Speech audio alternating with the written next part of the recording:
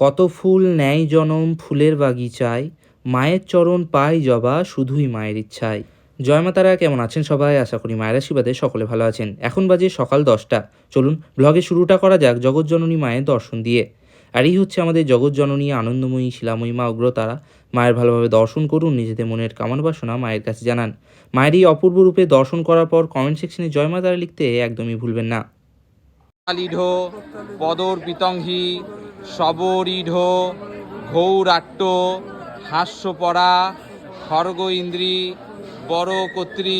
এখন প্রায় সকাল 10:30 বাজে। আজ এক দাদা এসেছিলেন তার পরিবারের সাথে মায়ের কাছে পুজো দিতে। খুব সুন্দরভাবে তার দর্শন এবং পুজো সম্পন্ন হলো।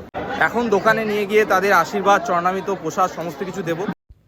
আজকে বুধবার সকাল 10টা বাজে এখন, তবে মন্দিরে তেমন মানুষের সমাগম নেই, ফাঁকা ফাঁকাই রয়েছে মন্দিরটা। এই হচ্ছে দাদা ও তার পরিবারের সকল সদস্যরা যারা আজকে মায়ের কাছে পুজো দেওয়ার জন্য এসেছিলেন। আশা করছি আজকে ব্লগটা আপনাদের ভালো লেগেছে। ভালো লাগলে একটা লাইক করবেন, আপনার পরিবার পরিজনের সাথে শেয়ার করবেন।